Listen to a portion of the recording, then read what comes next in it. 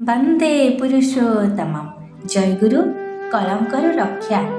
1967 Hari ମହନ୍ତେ Dibrugarh medical କଲେଜରୁ pass କରି ଗୌହାଟୀରେ ପ୍ରାକ୍ଟିସ୍ ଆରମ୍ଭ କରୁଥାନ୍ତି।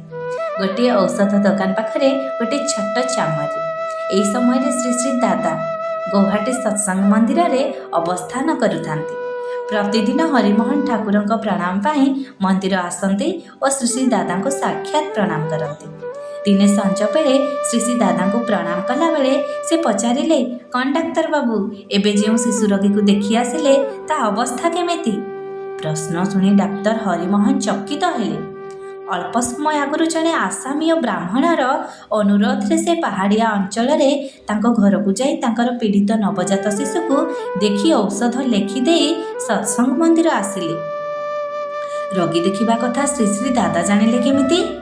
ଉତ୍ତର ଦେଲେ, ଅବସ୍ଥା ଠିକ୍ ଅଛି, ମେଡ଼ିସିନ ଲେଖିଦେଇଛି।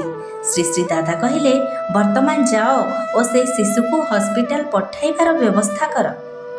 ଡାକ୍ତର ହରିମୋହନ ପୁଣି ଥରେ ପାହାଡ଼ିଆ ରାସ୍ତାରେ ଚାଲି ଚାଲି ସେହି ଶିଶୁକୁ ଯାଇ ଦେଖନ୍ତି ତ ଟିଟାନସ୍ର ଲକ୍ଷଣ ପରିଷ୍କାର ଭାବରେ ଜଣାପଡ଼ୁଛି। ରାତି ଅଧିକ ହେଉଥିବାରୁ ତାର ପିତାମାତା ହସ୍ପିଟାଲ ନେବାକୁ ଆଦୌ ଆଗ୍ରହୀ ନଥିଲେ।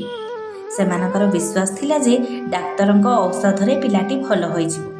କିନ୍ତୁ ଡାକ୍ତର ହରିମୋହନଙ୍କ ବାଧ୍ୟବାଧକତା ଯୋଗୁଁ ସେମାନେ ସେହି ରାତିରେ ହସ୍ପିଟାଲ ଗଲେ ପିଲାକୁ ନେଇ ଓ ପରଦିନ ସକାଳେ ତାର ମୃତ୍ୟୁ ହେଲା। ଡାକ୍ତର ହରିମୋହନ ସନ୍ଧ୍ୟାବେଳେ ଶ୍ରୀ ଶ୍ରୀ ଦାଦାଙ୍କୁ ସମସ୍ତ ବୃତ୍ତାନ୍ତ ଜଣାଇଲେ। ଶ୍ରୀ ଶ୍ରୀ ଦାଦା କହିଲେ, ଦେଖନ୍ତୁ ଡାକ୍ତର, ଆପଣ ନୂଆ କରି ଡାକ୍ତରୀ ଜୀବନ ଆରମ୍ଭ କରିଛନ୍ତି। ଆପଣ ହାତରେ ଯଦି ପିଲାଟିର ମୃତ୍ୟୁ ହୋଇଥାନ୍ତା ତେବେ ଆପଣଙ୍କ ନାମରେ କଳଙ୍କ ଲାଗିଥାନ୍ତା। ମୁଁ ଏହା ଚାହୁଁନଥିଲି ଓ ମୁଁ ଜାଣିଥିଲି ଯେ ସେହି ପିଲାଟିର ଆୟୁଷ ଆଜି ସକାଳ ପର୍ଯ୍ୟନ୍ତ। ଡାକ୍ତର ହରିମୋହନ ଦେଇ ଆସନ୍ନ ବଦନାମରୁ ରକ୍ଷା ପାଇଲେ। ଜୟଗୁରୁ ବନ୍ଦେ ପୁରୁଷୋତ୍ତମ।